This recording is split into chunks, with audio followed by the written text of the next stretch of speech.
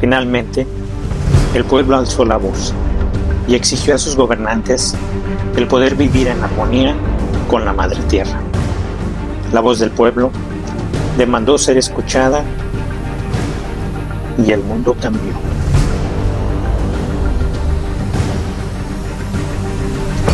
Hubieron grandes disturbios.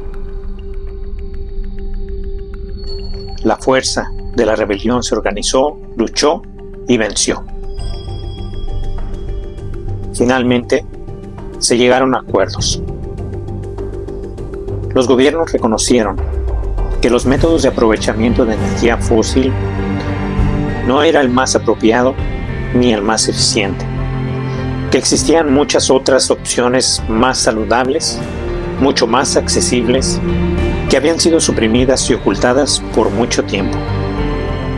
Pero el cambio sería gradual, ya que la economía global giraba en torno a la utilización de la energía fósil. Se planificó el cambio hasta llegar al punto donde la energía debería de ser libre y un derecho universal, y dejaría de ser un negocio. Una explosión comienza con una chispa. Austria, 1885, 30 de junio. Nació Victor Schauberger. El propósito de la naturaleza es crear las mejores condiciones de evolucionar. Para que una civilización como esta pueda existir y ser capaz de vivir en armonía con la naturaleza, primero, deberían de haberse dado los descubrimientos que llevaran a la ciencia y a la tecnología por ese camino. Pues Victor Schauberger lo descubrió.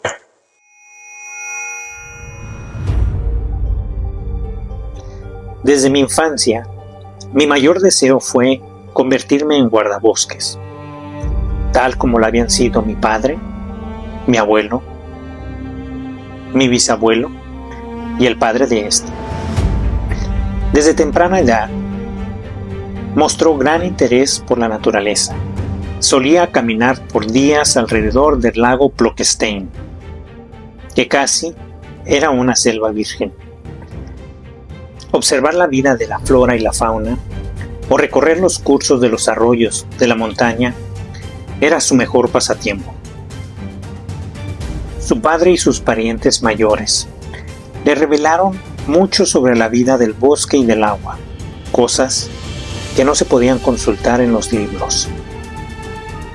Su padre quería que tuviera una educación académica, pero interrumpió sus estudios para inscribirse en la escuela forestal con una educación más objetiva. Al terminar sus prácticas en 1911, empieza a trabajar para la administración de los dominios del duque Schomberg, Leith and Sterling. Hasta ahí, todo iba bien para el joven guardabosques de quinta generación.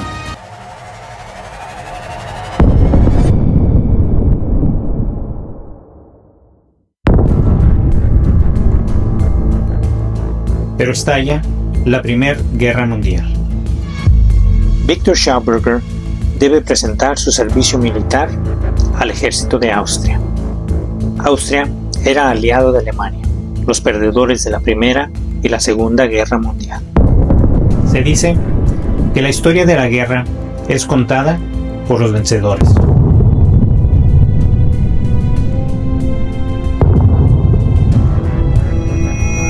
Aún no hablamos de los descubrimientos de Victor Schauberger, ni de sus patentes, ni de sus inventos.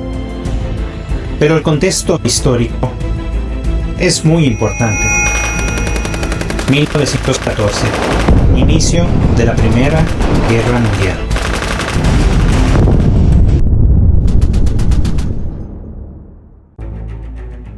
La revolución industrial se estableció entre 1760 y 1840. Y como comenzó ahí, fueron quienes lograron dominar los mercados industriales. Pero, de 1890 a 1914, Alemania había superado a Gran Bretaña industrialmente. Alemania había sido anteriormente un fiel consumidor de los productos británicos. La industria alemana crece y el mercado interno pasa a manos de los alemanes. Y entonces, las empresas alemanas ahora dirigen su atención a los mercados extranjeros. Las industrias británicas se quedaron atrás de sus competidores alemanes en términos de capacidad inventiva, la maquinaria más moderna, las mejores técnicas, la transferencia de los avances científicos a los métodos de producción y la voluntad de adaptarse a los deseos del cliente fueron algunas razones del auge de Alemania. Entre 1871 y 1906, la producción de carbón se cuadruplicó. La producción de acero, que había ascendido a 500,000 de toneladas en 1871, superó la marca de los 12 millones de toneladas en 1907. Alemania entendió también la importancia del petróleo. En 1903, de común acuerdo con el Imperio Otomano, había iniciado la construcción del ferrocarril en Bagdad. Factor: el petróleo.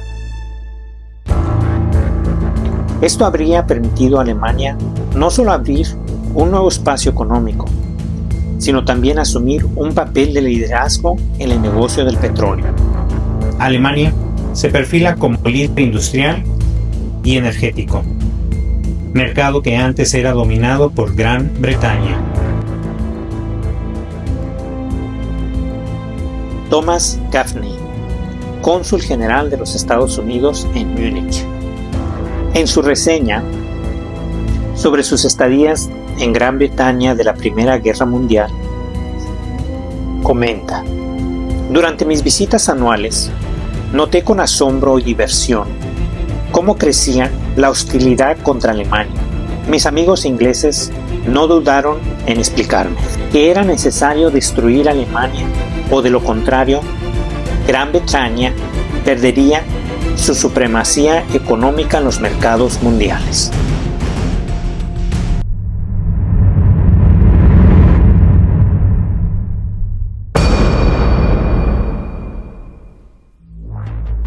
Fin de la Primera Guerra Mundial. Se firma el Tratado de Versalles. Alemania es declarada responsable de la guerra. Alemania tuvo que pagar los daños a los aliados. Perdió territorios. Se desmilitariza Alemania.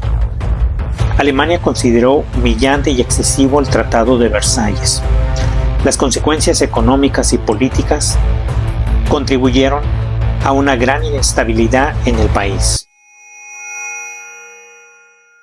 Victor Schauberger, soldado austriaco, es herido para el final de la guerra en 1918 y sobrevive.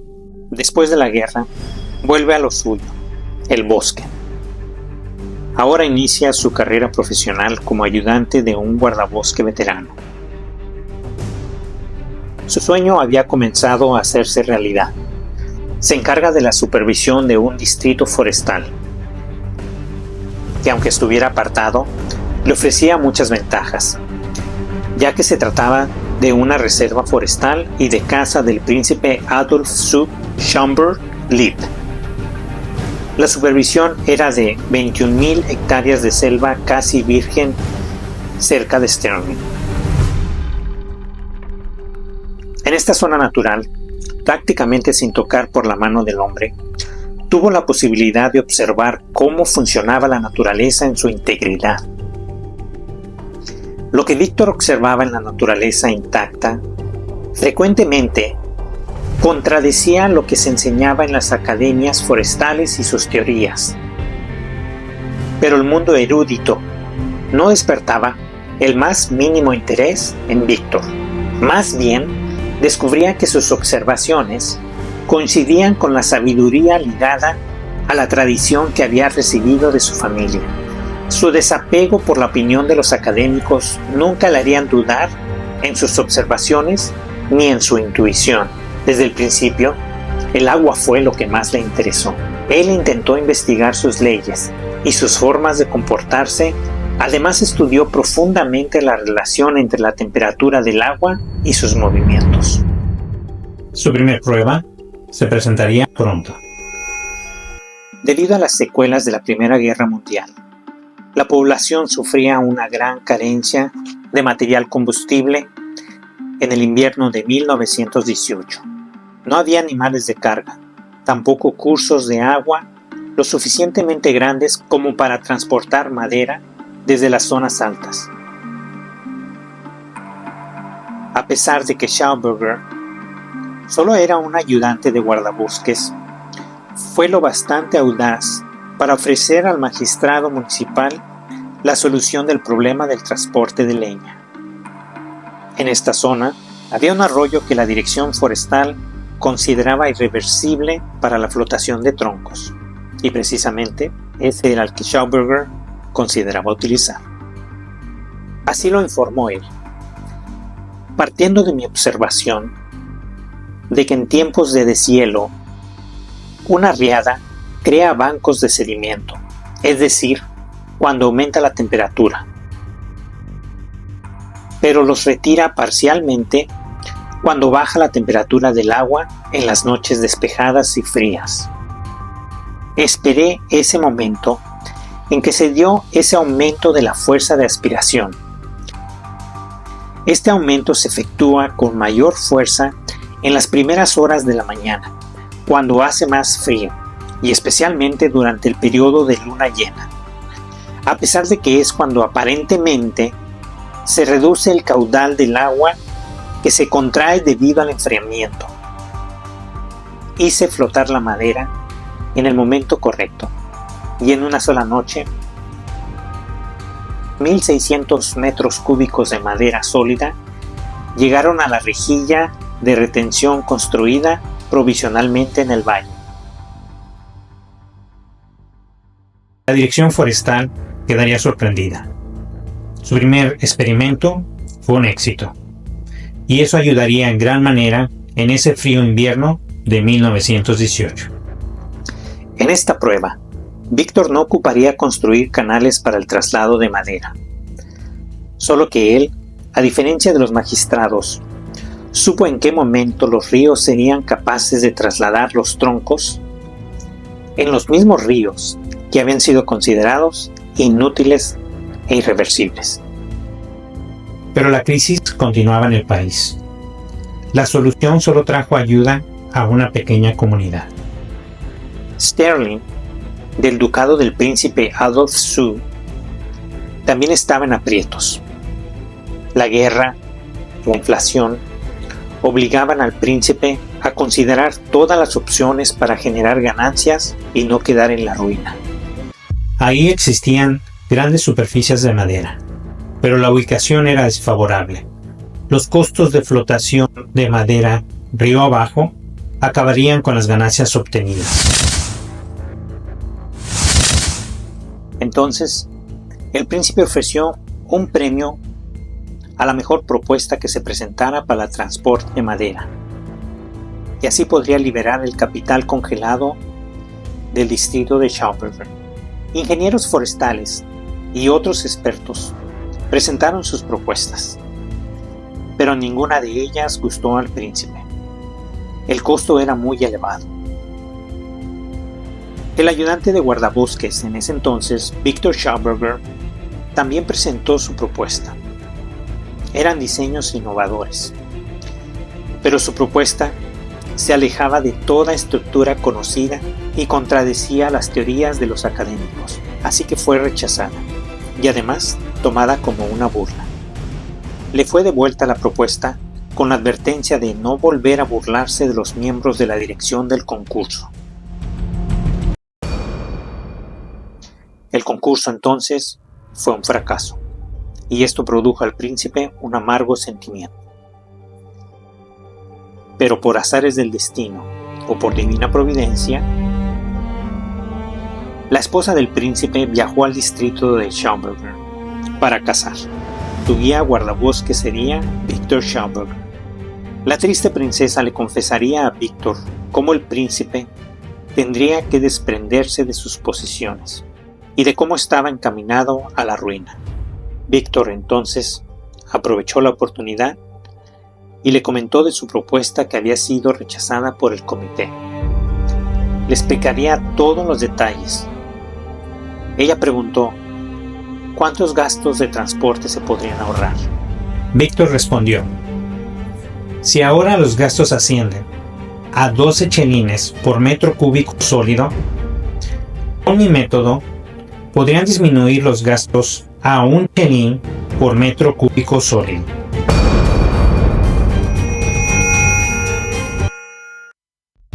La princesa logró convencer a su esposo para poner en marcha el proyecto de la nueva instalación en Stirling, pero había una condición. Victor Schauberger tendría que construir la instalación por su cuenta. El príncipe solo correría con los gastos si cumplía con las expectativas. Víctor logró convencer a un empresario de convertirse en su fiador, y de esta forma las obras comenzaron. El diseño realizado por Víctor. El diseño realizado por Víctor de los conductos de flotación creaban una estructura que contradecía los diseños y reglas establecidas por los académicos y expertos del campo de flotación de madera río abajo. Conforme avanzaban las obras, las críticas también lo hacían. Nunca se había visto instalación similar. En más o menos 4 meses, la instalación estuvo terminada. El día de la prueba.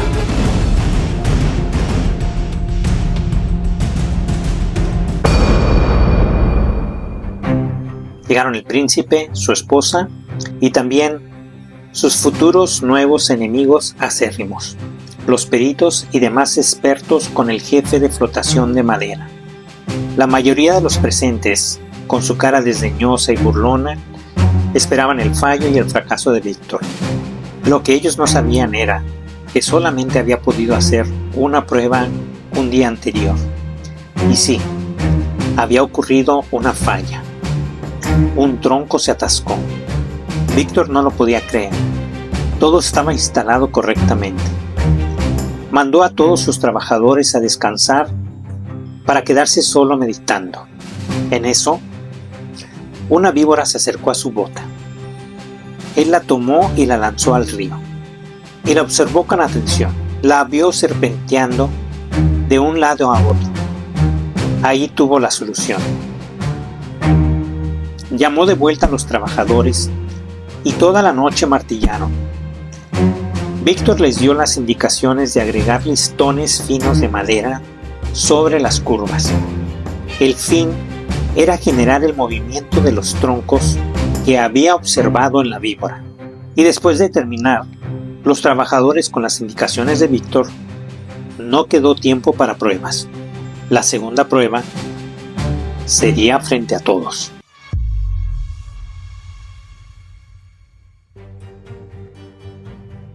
Víctor dio la orden de abrir la puerta vertedera.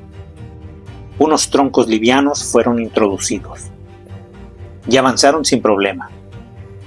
Un tronco pesado de unos 90 centímetros de grosor se asomó y cruzó la puerta. El tronco pesado giró a la derecha, después rápidamente a la izquierda. Nadie decía nada. Todos tenían su mirada fijas en el tronco. El tronco siguió serpenteando con la cabeza en alto, igual que aquella serpiente. El éxito fue rotundo. En su entusiasmo, el príncipe convirtió a Víctor en el más alto inspector de todos sus distritos de caza. Los rumores corrieron por todo Austria. Y luego expertos de toda Europa fueron a estudiar las instalaciones de flotación de madera de Victor Schauberger. El veterano soldado, sobreviviente de la Primera Guerra Mundial, contribuyó primero en su comunidad con el problema de material de combustible. Después en su distrito creando su primer conducto de flotación de madera río abajo. El sector forestal era muy importante para todo el país y no era rentable, principalmente por el costo del transporte. El nuevo método de Víctor era la solución.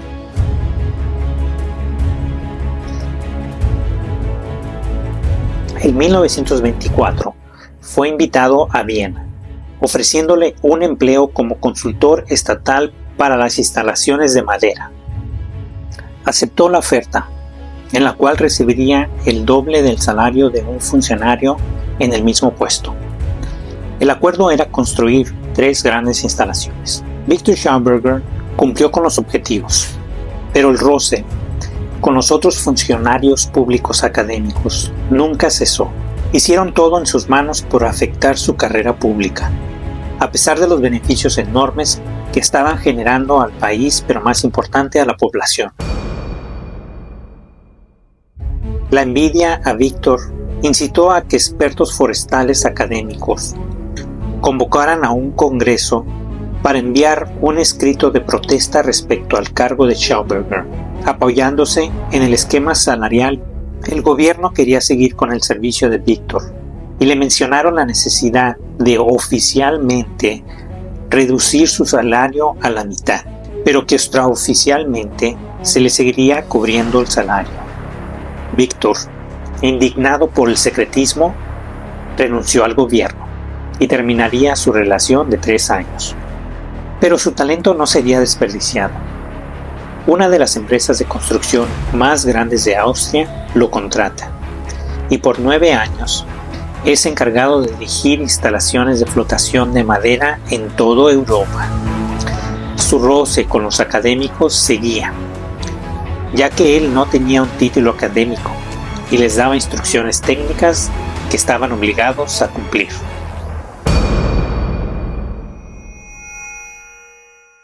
Victor Schauberger ya desde entonces advertía sobre la deforestación descontrolada y ofrecía opciones para una deforestación racional al cuidado de la naturaleza y el agua.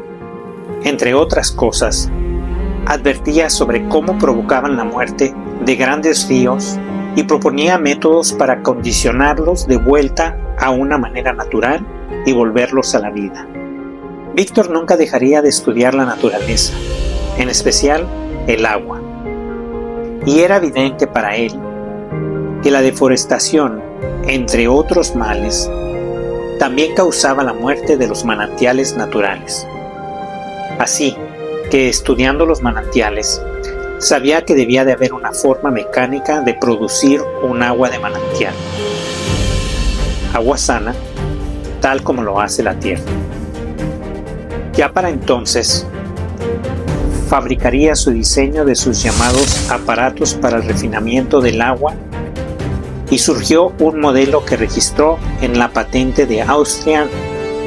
En su diseño, consideró todo el proceso del agua en la naturaleza, desde su estado y condiciones en la atmósfera hasta su condensación, hasta las trayectorias importantes que toman el suelo, los minerales y gases que obtiene, inclusive en el estado que requiere sin luz y reposo antes de volverse internamente madura. Para probar su refinador de agua,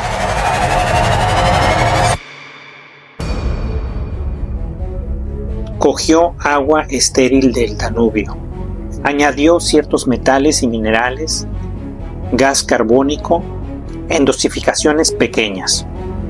Dejó que la mezcla circulara por un movimiento cicloide en la oscuridad. Con ello, al mismo tiempo, la temperatura pudo descender hasta el punto cero biológico de 4 grados centígrados. Todo procedimiento fue el intento de copiar exactamente la transformación del agua dentro de la Tierra, y lo logró.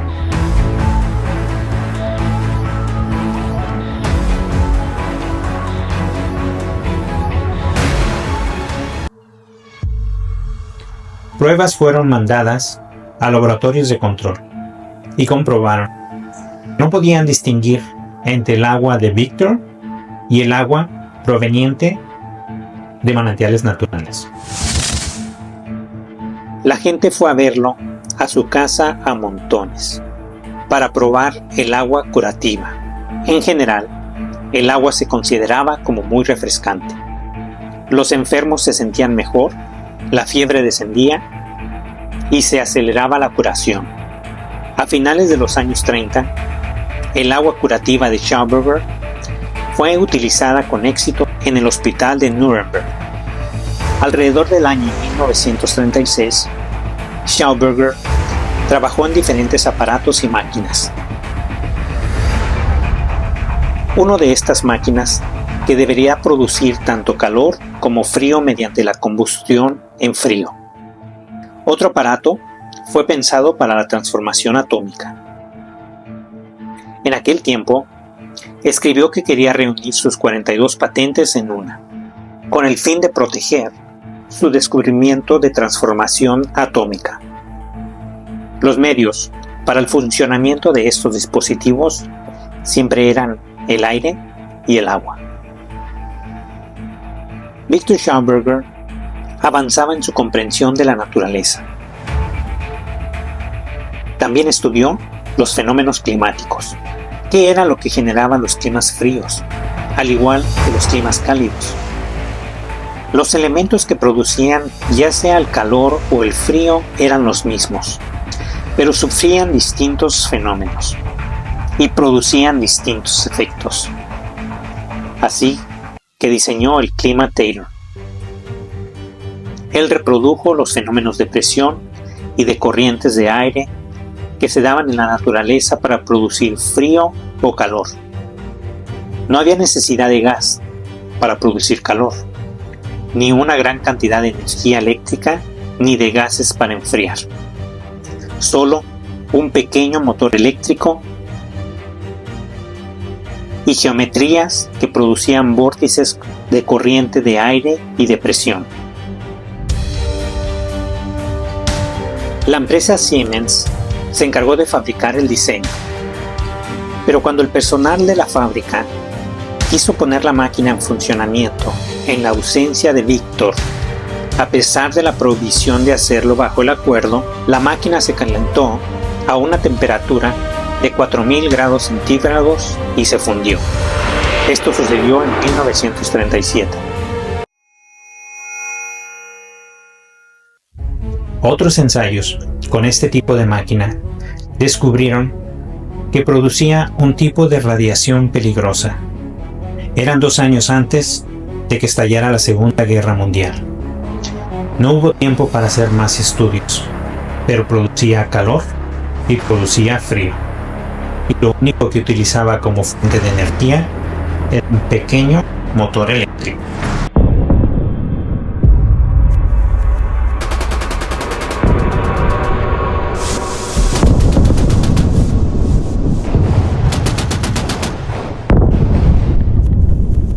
Estalla la Segunda Guerra Mundial.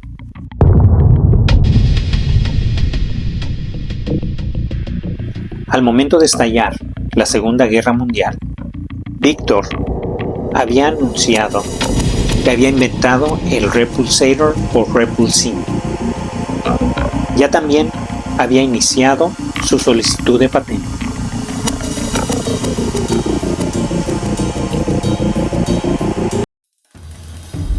Para entonces, Victor ya había desarrollado plena confianza en sus observaciones, en su intuición y en su capacidad para replicar los fenómenos de la naturaleza. Sabía que era posible. Entonces, tuvo una reflexión.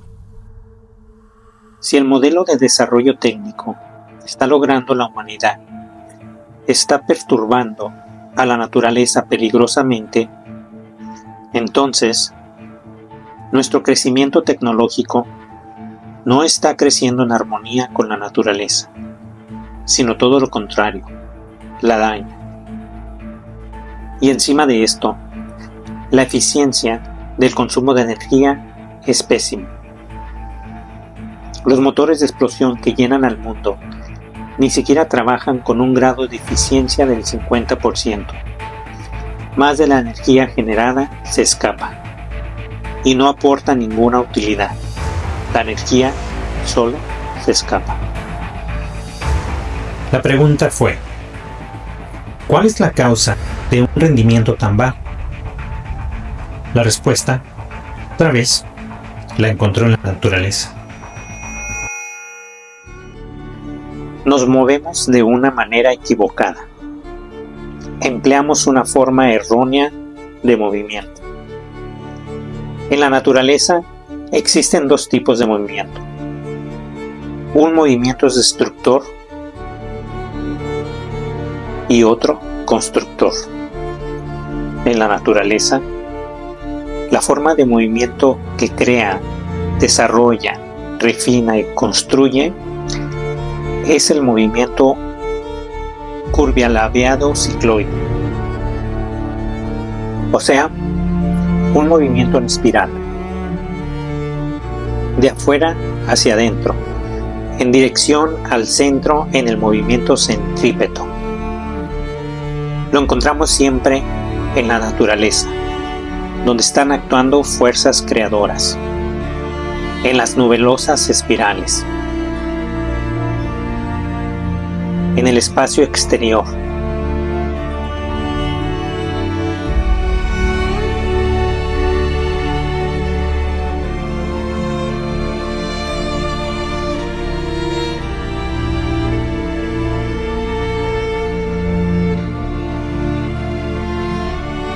En el patrón del movimiento de nuestro sistema planetario.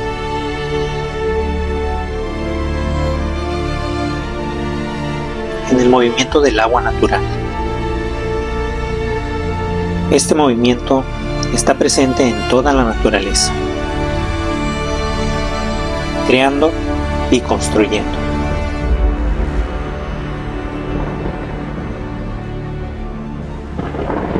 Sin embargo, también hay en la naturaleza un movimiento menos común, pero existe. Es un movimiento desintegrador y disolvente. Es un movimiento centrífugo. Obliga al medio a desplazarse de un centro hacia afuera en dirección a la periferia. Es un movimiento recto. Las partículas literalmente catapultadas del centro hacia la periferia. El medio se afloja, disuelve y se desmorona. Este movimiento lo utiliza la naturaleza para disolver los compuestos ya desgastados de fragmentos individuales. Luego, recompone nuevas formas, nuevas totalidades mediante el movimiento concentrador, el movimiento helicoidal, centrípeto, corresponde a la temperatura en disminución. El movimiento centrífugo corresponde a la temperatura en aumento, el calor, la expansión y la explosión. En la naturaleza encontramos una acción recíproca permanentemente entre las dos formas de movimiento. Pero el movimiento creador tiene que predominar para que se pueda dar cualquier evolución.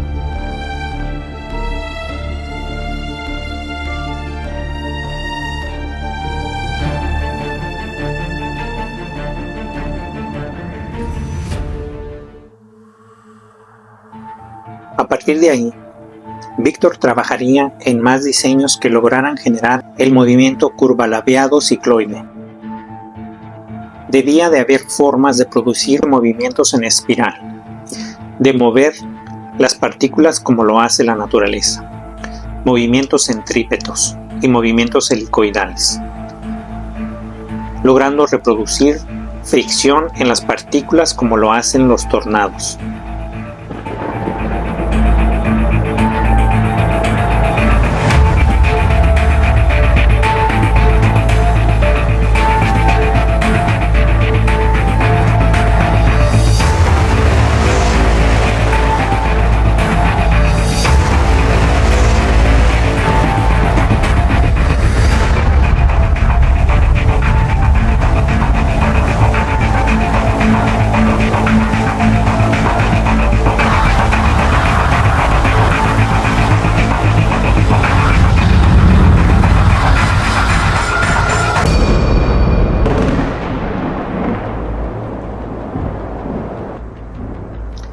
Mecánicos y artesanos colaborarían en la producción de sus diseños.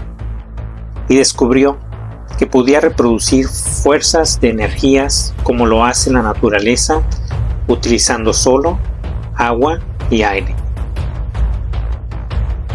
Para 1939 había comunicado que había inventado un repulsador. Varias empresas se interesarían en su fabricación, pero en 1939 también estallaría la Segunda Guerra Mundial. En 1938, Austria, de donde era nuestro querido Victor Schauberger, había sido anexada a Alemania. Winston Churchill, 3 de septiembre de 1939, sobre la guerra en Alemania. Esta es una guerra inglesa y su objetivo es la destrucción de Alemania. El diario inglés Sunday Correspondent, Londres. No fuimos a la guerra en 1939 para salvar a Alemania de Hitler o al continente del fascismo. Como en 1914, entramos a la guerra por la menos noble razón de que no podíamos aceptar una supremacía alemana en Europa. Para no entrar en controversias históricas, solo digamos que el motivo a la guerra fue la dominación de mercados industriales, y los mercados que antes dominaba la industria británica empezaban a perder terreno ante la industria alemana. Pero ¿cuáles eran las industrias tan temidas por los británicos?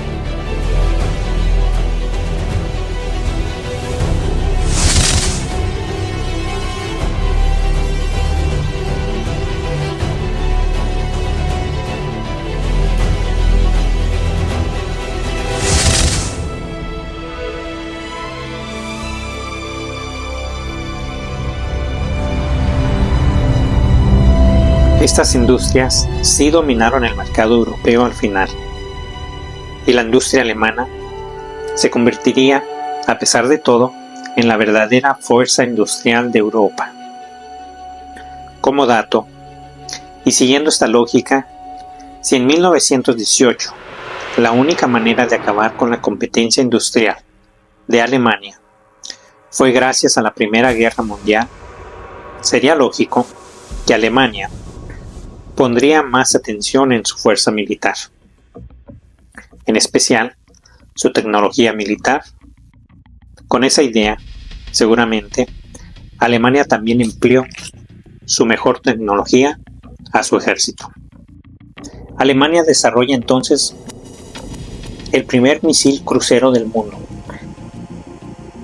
el primer misil balístico de largo alcance, el primer misil tierra-aire guiado, los primeros misiles antibuque, el primer caza-reacción y bombardero operativo del mundo.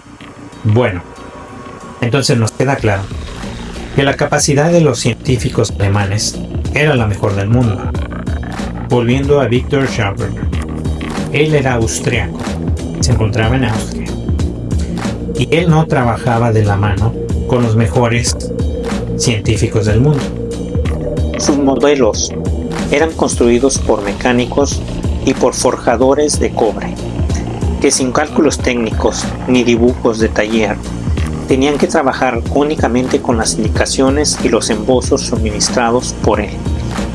Pero el momento de trabajar con los mejores científicos del mundo llegaría. Alemania. Para 1939, el canciller alemán, con un poder totalitario, era considerado uno de los hombres más poderosos del mundo. Al igual que su ejército, la industria alemana era también la mejor, la más avanzada. Para poder hacer frente a tal fuerza, tendrían que aliarse Francia, Inglaterra y Estados Unidos de América. Para ellos, el canciller alemán tenía que ser neutralizado. Con un registro de 44 intentos de acabar con su vida, en esos momentos, acercarse al canciller no era cosa fácil. Cada movimiento que tuviera que realizar debía de ser analizado por su equipo de seguridad y logística, y tenía que ser de gran importancia. Los detalles militares, sociales, internacionales, tecnológicos, todo era comunicado al canciller. Pues en medio de esta esfera de seguridad, de responsabilidades, de tiempos de vital importancia, el canciller más protegido y considerado el más poderoso del mundo, decide que tiene que tener una entrevista con Victor Schauberger.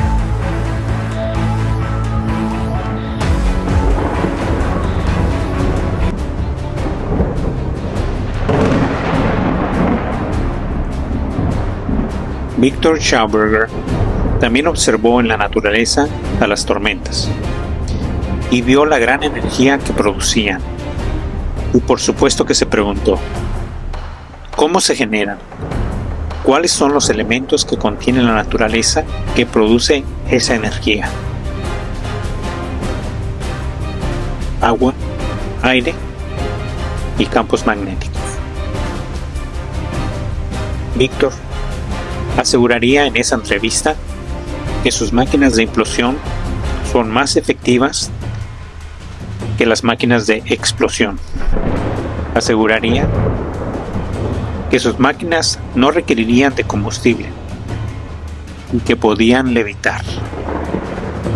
Hablaría también sobre la fusión nuclear por la vía biológica y de cómo podía producir casi gratuitamente energía nuclear en cantidades ilimitadas.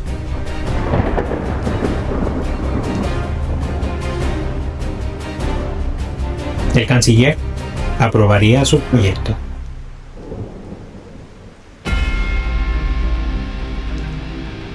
En 1939, cuando Víctor comunica que había inventado el repulsín, en el mismo año en que estallaría la Segunda Guerra Mundial, Alemania ya se había estado preparando años atrás. Para ese entonces, su tecnología, su industria militar y comercial ya superaba al mundo entero. Sus fábricas estaban al flote en su producción. Aunque el invento, el repulsín, parecía llegar tarde, se podría decir que también llegaba en el mejor momento y en el mejor lugar del mundo, porque ya para entonces Alemania estaba lista técnicamente para emprender un proyecto de tal ingenio y tal innovación. La ingeniería alemana estaba dispuesta para el reto y también estaba dispuesta a probar todo. Mas sin embargo, no sería una prioridad del gobierno. La guerra había estallado y ya se encontraba con un suministro planificado de producción prioritario. Se tenía que defender muchos frentes, y no solo militares, también comerciales. La materia prima era difícil de seguir suministrándose. A Víctor se le asignó un campo de concentración en Mannhausen, cerca de Linz. Había todo tipo de talleres. Se le asignaron entre 20 y 30 prisioneros físicos y científicos alemanes. Debía desarrollar máquinas accionadas por la energía descubierta por él. ¿Pero de qué se trataba esa tecnología? ¿Cuál era la energía que Victor Schauberger había descubierto con el repulsín. El objetivo del mecanismo del repulsín era lograr la tarea de separar los elementos de aire a un nivel atómico y lograr una fisión atómica. ¿Y qué es una fisión atómica? Es un proceso nuclear en el cual el núcleo de un átomo pesado se divide en dos o más núcleos ligeros, junto con la liberación de una gran cantidad de energía. Aplicando la biotecnología, o sea, replicando sistemas biológicos. En este caso, la implosión para producir una fisión atómica no causaba daños, lesiones o efectos negativos. Pero ¿cómo lograba la fisión atómica? Con el principio de turbina de vacío, desarrollaba una tormenta eléctrica artificial. Comprender y copiar. En una tubería de espiral doble, en la que se incorporaban electroimanes que transformaban las sustancias del aire en energías eléctricas, construidas con el principio de la membrana doble, los medios del agua o del aire, que debido a la velocidad de rotación, son arrojados desde el centro hacia la periferia. Las sustancias en suspensión, que principalmente consisten en carbonos y oxígeno, debían pasar por la membrana y disolverse, es decir, sus moléculas se fragmentaban en átomos liberando energía antigravitatoria. Esta energía seguía el efecto Coanda, o sea, el fluido de esa energía o plasma seguía la superficie del objeto. Esa energía en forma de plasma, por la ionización del aire, haría que el repulsín comenzara a brillar.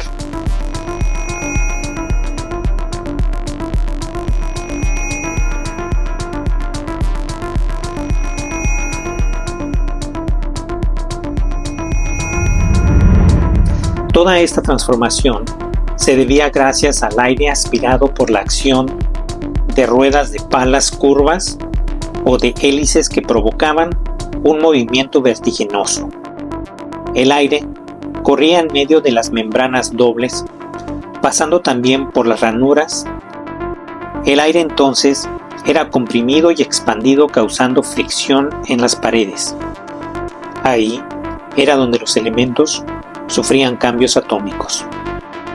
Víctor menciona en 1950 que construyeron un platillo volador en el campo de concentración de Mauthausen, dirigido por prisioneros técnicamente orientados y científicos alemanes, en la construcción exitosa de un avión en forma de platillo.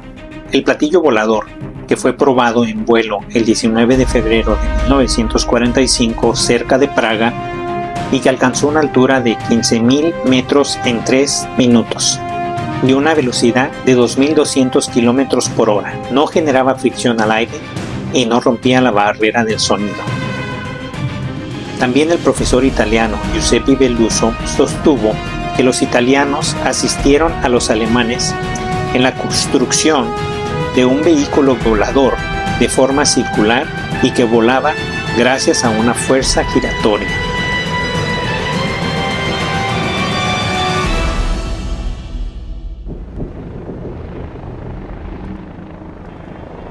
Muchos pilotos americanos, ingleses, franceses documentaron que en los espacios en territorio alemán tuvieron encuentros con discos voladores que parecían ser iluminados por un tipo de plasma, que realizaban desplazamientos que eran imposibles de replicar por ellos y que alcanzaban velocidades de arriba de los 1.000 km por hora sin romper la barrera del sonido.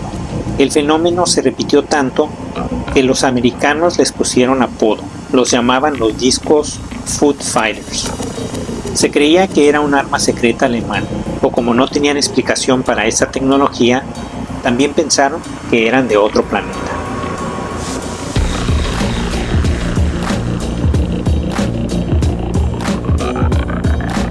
Muchos documentos se encontraron de los proyectos alemanes con discos voladores, pero como era información fragmentada, no se tenían detalles técnicos.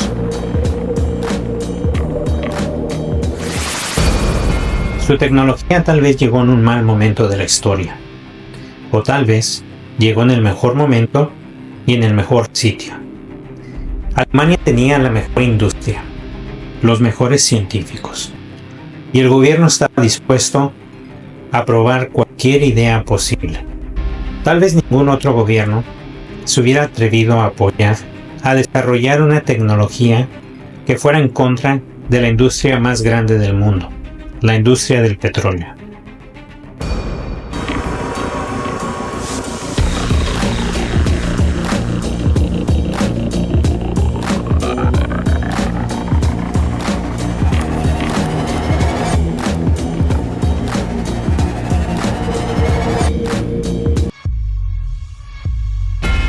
Pero tal vez, algún día, la voz del pueblo alce su voz y demande a sus gobernantes un verdadero cambio. No hay necesidad de ocultar la nueva tecnología. Comencemos por aceptar su existencia para proponer cambios. Pero hasta entonces, esta información se mantendrá oculta en la bóveda secreta.